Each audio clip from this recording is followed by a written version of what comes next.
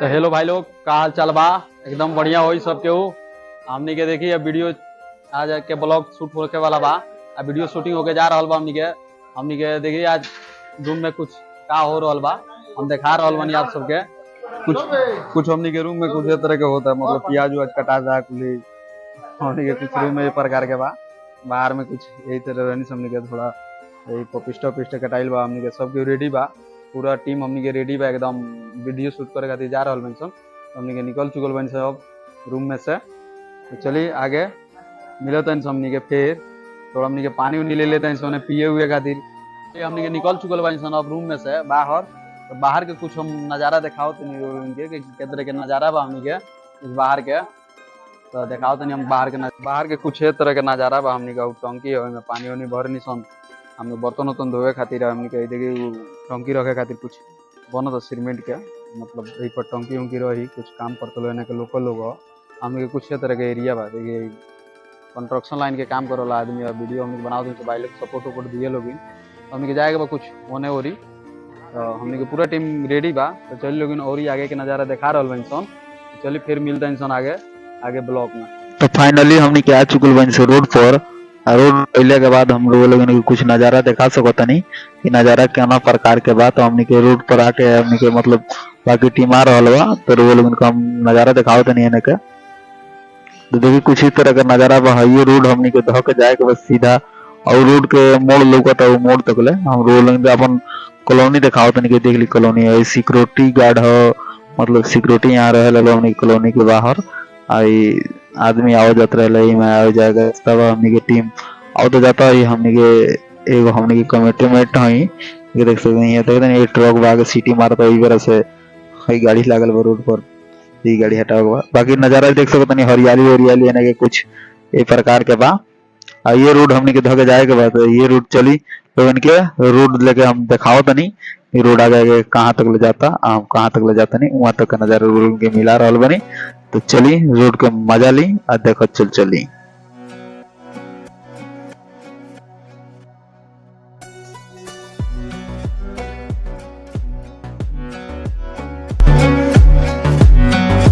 तो फाइनली हमने के लोकेशन पर आ चुकल बानी सन।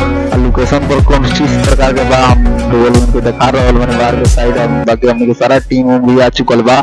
हमने की टीम से मिल सकता नहीं है। देख सकता नहीं दीपक दिलदार हुआ लेकिन कि किसी को बड़ा नहीं। हमने के ये एक्टर ये बना हमने क्या आई हमारे से खास जन की यहाँ के कुछ डायरेक्टर बानी, मतलब हेल्प करे नहीं यहाँ के। बाकी यहाँ के बता रहा बानी कुछ खास।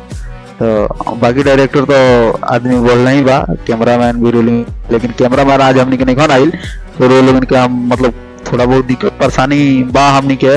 तो समझ सकते हैं लोग कैमरामैन अगर नहीं आइल हमने के तो कुछ वीडियो की शूटिंग हम ना दिखा पाए। कहे कि कुछ वीडियो हमरे करे के बा, आज हमरे शूट करे के पड़ी। तो वीडियो एक ही मोबाइल बा, तो एगो मोबाइल से काम चलाओ पड़ता कि क्या मतलब वीडियो शूट कर जाओ कि वीडियो ब्लॉग के वीडियो में दिखाओ जाओ। और कुछ ही तरह के नज़ारा बा यानी के पहाड़ वहाड़ तो सब बढ़ ही बा, मतलब कि का कहल जाओ मतलब भरपूर नज़ारा बा, बहुत मस्त बा यानी के। दो लोगन के हम दिखा रहा बने देख सकते हैं दो लोग। तो फाइनली हमने की वीडियो शूट हो चुकल बा। हमने के मतलब कैमरामैन के ना आइला के वजह से हम थी ना दिखा पानी रूल बताइए दिन फूल ही। तो हमने की पता नहीं कि हमने की वीडियो शूट हो चुकल बा। वीडियो हमने के अब टाइम हो गल बा, शाम हो गल, वैसे भी शाम के टाइम हो गल बा। बोल के हम दिखा देता नहीं अगर अभी टाइम 6:15 होता सकता नहीं ना अंधेरा होके वाला बदले। और दीपक दिलदार हुआ तो चिंट बोल रहे नहीं बताइएगा कि नहीं पीछे चल के। तो हमने के कुछ एक्टर बना तो सपोर्ट वपोर्ट जरूर करें लोग, प्यार दुलार जरूर दे हम लोग।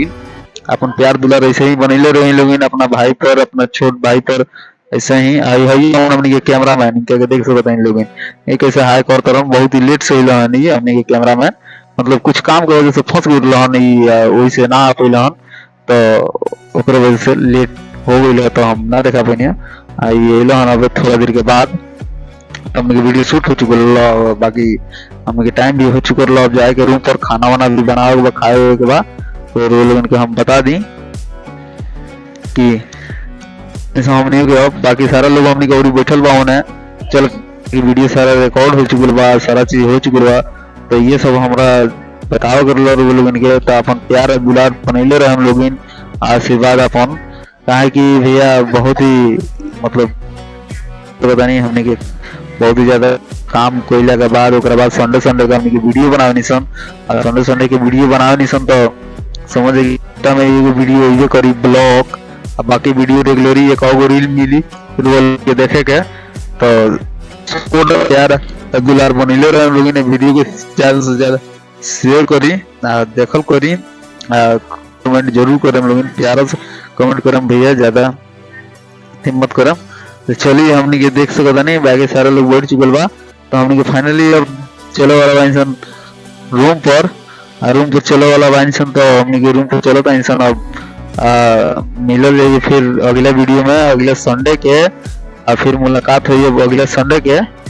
तो ये बात के हम आगे ज्यादा ना बताएं और कुछ ना करम।